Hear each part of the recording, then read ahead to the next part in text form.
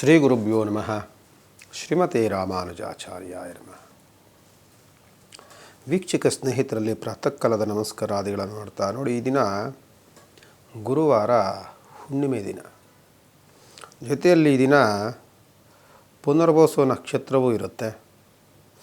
ಮತ್ತು ಯೋಗ ಭದ್ರಯೋಗ ಎಲ್ಲವೂ ಸಹ ಅತ್ಯಂತ ಪ್ರಶಸ್ತವಾಗಿರುವಂತಹ ದಿನ. ಮತ್ತು ಈ ದಿನ ಹುಣ್ಣಿಮೆ ಗುರುವಾರ ಬಂದಿರುವಂಥದ್ದು. ಜೊತೆಯಲ್ಲಿ ಶ್ರೀ ರಂಗನಾಥ ಸ್ವಾಮಿ ರಥ ಇರುವಂಥದ್ದು, ತೇರು.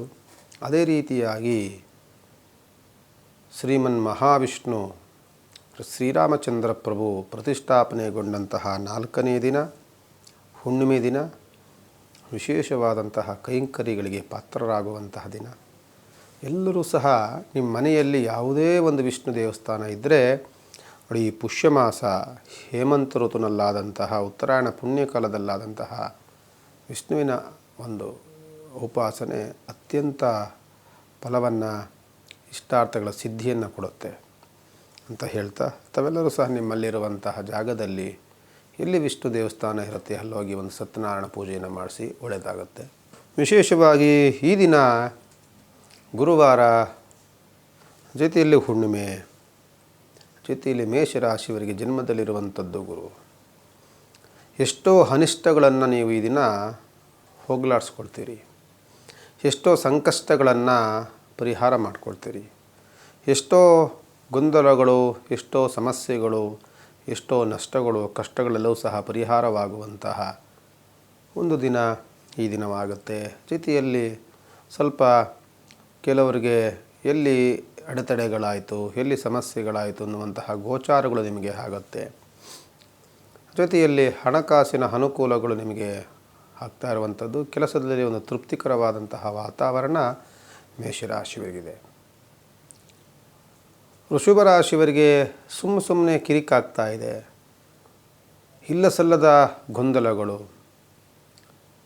ಮತ್ತು ಕೆಲಸ ಮಾಡುವಂತಹ ಜಾಗದಲ್ಲಿ ಗೊಂದಲ, ಕಿರಿಕಿರಿ, ಮೇಲಧಿಕಾರಿಗಳಿಂದ ಕಿರಿಕಿರಿ, ಮನಸ್ಸಿಗೆ ಬೇಸರದ ವಾತಾವರಣ, ಜೊತೆಯಲ್ಲಿ ದಾಂಪತ್ಯದಲ್ಲಿ ಕಲಹಗಳಾಗುವಂಥ ಸನ್ನಿವೇಶಗಳು, ಅತಿಯಾದಂತಹ ದುಂದು ವೆಚ್ಚಗಳಾಗುವಂಥದ್ದು, ಧನಹಾನಿ, ಜೊತೆಯಲ್ಲಿ ಸಣ್ಣ ಪುಟ್ಟ ವಿಚಾರಗಳಲ್ಲಿ ಜಗಳಗಳು, ಎಲ್ಲವೂ ಸ್ವಲ್ಪ ಬಹಳ ಬೇಸರದ ವಾತಾವರಣಗಳನ್ನು ತಂದುಕೊಡುತ್ತೆ. ವೃಷಭ ರಾಶಿಯವರು ಜಾಗ್ರತೆಯನ್ನು ವಹಿಸಿ ಅಂತ ಹೇಳ್ತಾ, ಮಿಥುನ ರಾಶಿಯವರಿಗೆ ಪ್ರಗತಿಯನ್ನು ಕಾಣ್ತೀರಿ.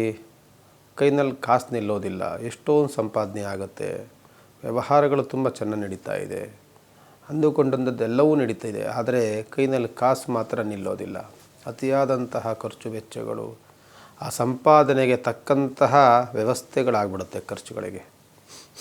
ಜೊತೆಯಲ್ಲಿ ತೃಪ್ತಿಕರವಾದಂತಹ ವಾತಾವರಣವಂತೂ ಇರುತ್ತೆ. ಏನೋ ಸಾಧನೆ ಮಾಡುವಂತಹ ಮನಸ್ಸಿನಲ್ಲಿ ನೆಮ್ಮದಿಯಂತೂ ಇರುತ್ತೆ.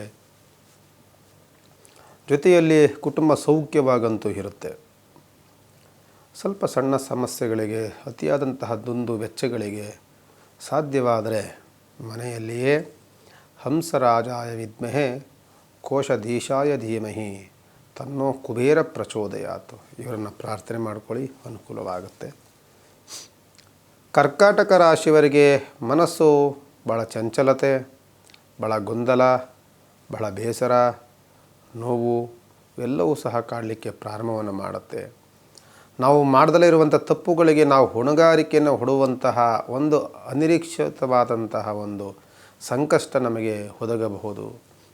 ಜಾಗ್ರತೆಯನ್ನು ವಹಿಸಿ.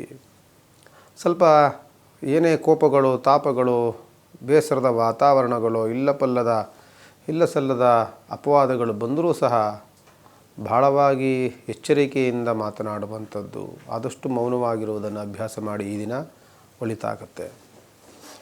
ಸಿಂಹರಾಶಿಯವರಿಗೆ ಸಾಧನೆ ಚೆನ್ನಾಗಿದೆ. ಜೊತೆಯಲ್ಲಿ ಸ್ವಲ್ಪ ಕೌಟುಂಬದಲ್ಲಿ ಸ್ವಲ್ಪ ಅಹಂಕಾರದ ನುಡಿಗಳನ್ನು ಹಾಡ್ತೀರಿ. ಅದು ಮಕ್ಕಳ ಜೊತೆಯಲ್ಲಾಗಿರ್ಬೋದು, ಹೆಂಡತಿಯ ಜೊತೆಯಲ್ಲಾಗಿರ್ಬೋದು, ತಂದೆ ತಾಯಿಗಳು ಹಿರೀಕರ ಜೊತೆಯಲ್ಲಾಗಿರ್ಬೋದು. ಗೌರವ ಕೊಟ್ಟು ಮಾತನಾಡುವುದನ್ನು ಮಾಡಿಕೊಳ್ಬೇಕು ಈ ದಿನ. ಬಾಯಿಗೆ ಬಂದ ರೀತಿಯಲ್ಲಿ ಮಾತನಾಡುವಂಥದ್ದು, ಏನು ತೋಚಿದನ್ನು ಮಾಡಲಿಕ್ಕೆ ಹೋಗುವಂಥದ್ದನ್ನು ಮಾಡಿ ಅವಘಡಗಳನ್ನು ಮಾಡಿಕೊಂಡು ಬೇಸರ ನಿಮಗಲ್ಲದೆ ಇಡೀ ಕುಟುಂಬಕ್ಕೆ ಬೇಸರವನ್ನುಂಟು ಮಾಡುವಂಥ ದಿನವಾಗಬಹುದು. ಜಾಗ್ರತೆಯನ್ನು ವಹಿಸಿ. ಜೊತೆಯಲ್ಲಿ ಸ್ವಲ್ಪ ಎಚ್ಚರಿಕೆ ಮತ್ತು ಜಾಗ್ರತೆಯನ್ನು ವಹಿಸುವುದನ್ನು ಈ ದಿನ ಅಭ್ಯಾಸ ಮಾಡಿಕೊಳ್ಳಿ. ಕನ್ಯಾ ರಾಶಿಯವರಿಗೆ ಶುಭ ಕಾರ್ಯಗಳಲ್ಲಿ ಅಡೆತಡೆಯಂತೂ ಆಗ್ತಿದೆ. ಓದುವಂತಹ ಮಕ್ಕಳಿಗೆ ನೆನಪಿನ ಶಕ್ತಿ ಕಡಿಮೆ ಆಗ್ತಿದೆ, ಗೊಂದಲವಾಗ್ತಿದೆ, ಹಠಮಾರಿತನ ಇವೆಲ್ಲವೂ ಸಹ ಬೆಳೀತಾ ಇದೆ. ಜೊತೆಯಲ್ಲಿ ಸೋಂಬೇರಿತನವೂ ಇದೆ, ಜಾಸ್ತಿ ನಿದ್ರೆ ಆವರಿಸ್ಕೊಳ್ಳುವಂತಹ ವಾತಾವರಣಗಳಿರುತ್ತೆ. ಜಾಗ್ರತೆಯನ್ನು ವಹಿಸಿ. ಬಿಸ್ನೆಸ್ಸು ವ್ಯಾಪಾರವನ್ನು ಮಾಡುವಂಥವರಿಗೆ ಸಣ್ಣ ಪುಟ್ಟ ಕೈ ಸುಟ್ಕೊಳ್ಳುವಂಥ ಸನ್ನಿವೇಶಗಳು ಇರುತ್ತೆ. ಜಾಗ್ರತೆಯನ್ನು ವಹಿಸಿ. ನಿಮಗೆ ಮೋಸ ಮಾಡಿ ನಿಮ್ಮನ್ನು ಬುದ್ಧಿಯನ್ನು ತಮ್ಮೆಡೆ ಸೆಳ್ಕೊಂಡು ಏನಾದರೂ ಆಸೆ ಆಕಾಂಕ್ಷೆಗಳನ್ನು ತೋರಿಸಿ ನಿಮಗೆ ಮೋಸ ಮಾಡುವಂಥ ಜನಗಳಿರ್ತಾರೆ. ಜಾಗ್ರತೆ.